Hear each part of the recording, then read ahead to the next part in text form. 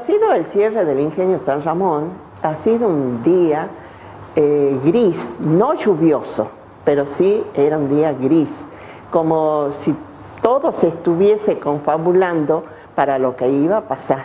En esa época la cosecha, mucho movimiento. El ingenio parecía una ciudad pequeña. Era un movimiento de que entraban autos y las luces, las ventanas, todo iluminado y el ruido. Parecía una ciudad ahí. Y cuando terminaba, la cosecha quedaba como muerto el pueblo. Un silencio, como ha quedado cuando han cerrado. El 31 de agosto de 1967 comienzan a llegar los telegramas de despido. Y la gente en ese momento no sabía lo que pasaba, no tenía noción de lo que iba a ocurrir con Villa Quintero. Y el ingenio, digamos, siguió la actividad, no la actividad, digamos, de molienda, sino que seguían otras actividades, quedaban algunos obreros porque iban dejando por tandas. Le iban llegando por los telegramas a cierta cantidad de gente, un mes uno, un mes otros y así. Y creo que hasta mediados de 1968 creo que estuvo trabajando alguna gente. Después del cierre del ingenio, porque Villa de San Ramón, el ingenio de San Ramón había traído en el año 66 un trapiche modernísimo, que molía creo que el doble o el triple de lo que molía el trapiche anterior. Entonces lo instala y comienza a moler ese año. Después, por supuesto, cierra, entonces queda ese trapiche ahí inactivo, sin hacer nada. Entonces, como que les quedaba a Simón y compañía, les quedaba a Aguilares, entonces lo querían llevar al trapiche de acá al ingenio Aguilares. Entonces la gente se oponía. Y han venido por ciertas maniobras, los camiones encargados, lo han desmantelado al trapiche, lo han cargado en camiones y se lo han llevado. Porque toda la gente estaba en la iglesia, junto con el padre, ¿cómo les he dicho hace un rato que se llama? Fernando Fernández, ¿me entiende? Entonces el padre trataba de tranquilizarlo, bueno, como es deber de todo sacerdote.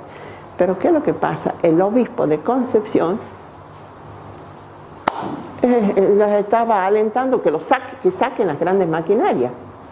Entonces, mientras todo el pueblo estaba aquí en la iglesia, las maquinarias iban saliendo por esa calle, ¿cómo se llama? La calle Congreso, por la calle Congreso hacia la ruta. Y de ahí que las llevaron, las maquinarias las llevaron al ingenio Aguilares. ¿Por qué? Porque el dueño del ingenio San Ramón era también el dueño del ingenio Aguilares. Entonces estaba de gobernador Avellaneda y se entera la gente acá en Villa Quintero que venía a Concepción, entonces se organiza y van a quererlo hablar, pararlo en la ruta y hablarlo a ver qué solución traía para Villa Quintero, ya que no se le conseguía audiencia, no podían conseguir cómo hablar con él. Como en todos los pueblos habían puesto policías a las entradas de los pueblos, porque como venía el gobernador, la policía que estaba a cargo de acá de custodiar la entrada, no dejaba pasar a la gente hasta la ruta para ver si había posibilidad de hablar con el gobernador. Entonces se producen ciertas escaramuzas ahí con la policía que no dejaba pasar y bueno, como eran pocos policías se van. Y la gente, por supuesto, no sabía qué pasaba, se quedan, siguen protestando, siguen. ¿Me entiende? Y bueno, pero había mucho temor por lo que podría pasar ese día, porque el gobernador ya había anunciado que iba a mandar la gendarmería. Al mandar la gendarmería, bueno, uno estaba predispuesto a muchas cosas. Y también, ¿por qué? Porque el pueblo estaba dispuesto a luchar para defender la fuente de trabajo, que era la única fuente de trabajo. no hubo ninguna solución por parte del gobierno, pero llegó la gendarmería ese día. ¿Y qué es lo que ha hecho? Todo el pueblo se había agolpado, bueno, desde la ruta, ¿entiendes? Estaban el pueblo, y cuando llegó la gendarmería medio los venía corriendo para el centro aquí. ¿Y qué es lo que hizo el pueblo? Después se refugió en la iglesia, ¿me entiendes? De Nuestra Señora del Valle.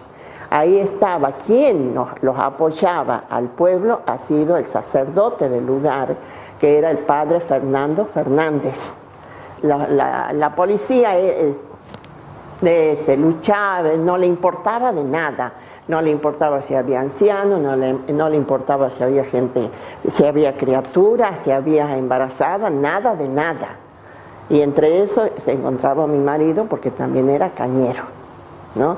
Y él quería a toda costa participar de eso, para que no se cierre el ingenio, ¿me entiendes? Porque a todos nos tocaba.